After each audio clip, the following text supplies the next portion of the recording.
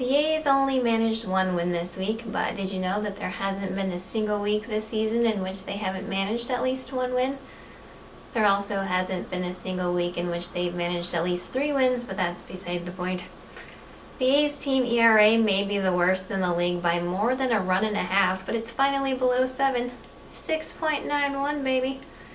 We may be 20 games out of first place in May, but we're only 13 games out of 4th. We actually have a higher team batting average than the Mariners, even if they have 12 more wins than us. Also, did you know that Cleveland only has 28 home runs this season? That has nothing to do with this video or the A's, but I read that and I really needed to tell somebody. Is there an optimistic Guardians fan that can do a video talking about this? Or are there any of those?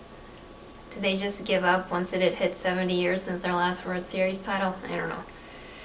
Anyway, here's some more things to be excited about when you're not thinking about Cleveland's 28 home runs. The A's started this week with a 2-1 series loss against the Diamondbacks, but they did have a walk-off win.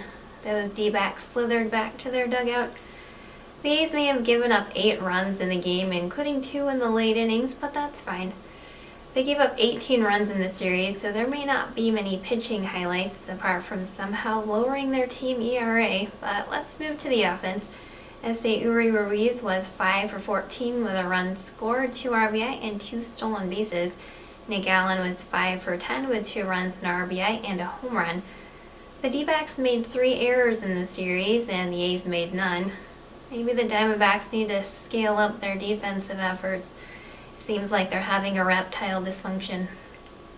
Then the A's got swept by the Astros, but they only gave up 10 runs in this series. That ERA will be 6.8 before we know it. There were some great starting pitching outings. In the second game, J.P. Sears went 6 innings, giving up 5 hits, 2 runs, and 1 walk. He struck out 7 and got a no decision. In the third game, James, I should not have been sent down after my last start. Caprillion went 5 innings, giving up just 3 hits, 4 walks, a run, and multiple glares at the front office. He struck out 5 and earned the loss. But I guess that's what happens when the opposing starting pitcher throws a complete game shutout. The A's offense must have learned that the Guardians only had 28 home runs before the game and just could not concentrate. Offensively, Uri Ruiz went 5 for 12 with 2 runs scored and 4 stolen bases. Aledmys Diaz also had 3 hits over 2 games. So who was hot this week? The A's pitching. Well, sort of. Giving up only 28 runs over 6 games may not be wonderful, but it did lower their ERA, so they are slowly but surely getting into still definitely 30th place in ERA, but ever so slightly less far behind 29th place. This week in A's baseball and a meme.